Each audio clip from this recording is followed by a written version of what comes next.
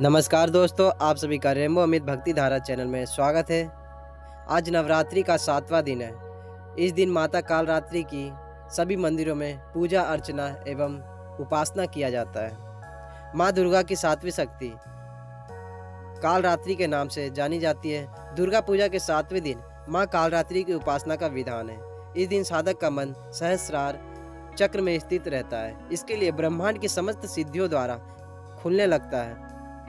देवी कालरात्रि को व्यापक रूप से माता देवी काली, महाकाली, भद्रकाली, भैरवी, मृत्यु रुद्राणी, चामुंडा, चंडी और दुर्गा के कई विनाशकारी रूपों में से एक माना जाता है। रुद्री, धूम्र, वर्णा, कालरात्रि माँ के अन्य कम प्रसिद्ध नामों से इनको पुकारा जाता है। यह ध्यान रखना जरूरी है कि माँ काली और कालरात्रि का उपयोग एक दूसरे के परिपूरक है।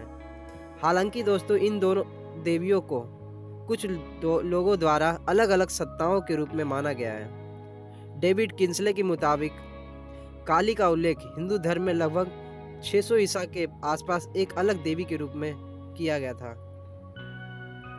और कालरात्रि महाभारत में वर्णित लगभग 3200 ईसा पूर्व वर्तमान काली का ही वर्णन है।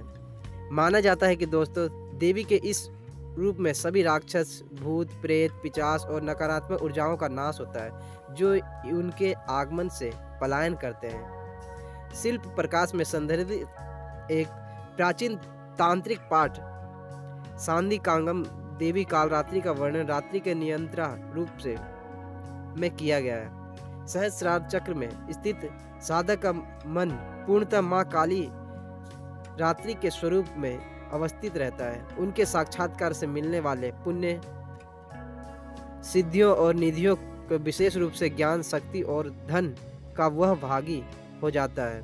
उसके समस्त पापों, विघ्नों का नाश हो जाता है और अक्षय पुण्य लोकों की प्राप्ति होती है। और इनके शरीर का रंग घने अंधकार की तरह एकदम काला है। सिर के बाल बिखरे हुए हैं।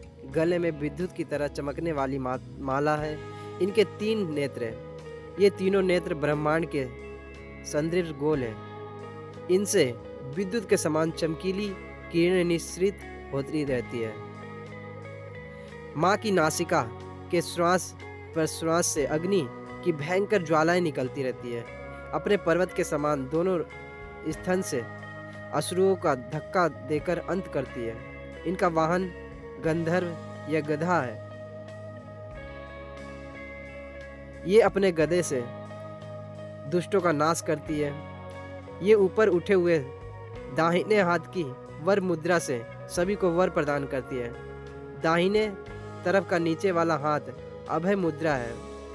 बाईं तरफ के ऊपर वाले हाथ में लोहे का कांटा तथा नीचे वाले हाथ में खड़ग कटार है। माँ कालरात्रि का स्वरूप देखने में अत्यंत भयानक है, लेकिन यह सदैव शुभ फल ही देने वाली है। इसी कारण इनका एक नाम शुभंकारी भी है। अतः इनसे भक्तों को किसी प्रकार की भी भयभीत अथवा आतंकित होने की आवश्यकता नहीं है। माँ कालरात्रि दुष्टों का विनाश करने वाली है।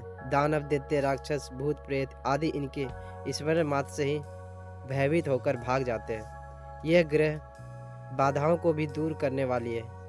इनके उपासकों को अग्नि भय, जल भय, जंतु भय, शत्रु भय, रात्रि भय आदि कभी भी नहीं होते हैं। इनका कृपा से वह सर्वथा भय मुक्त हो जाते हैं। माँ कालरात्रि का स्वरूप विग्रह को अपने हृदय में अवस्थित करके मनुष्य को एक निष्ठ भाव से उपासना करने चाहिए।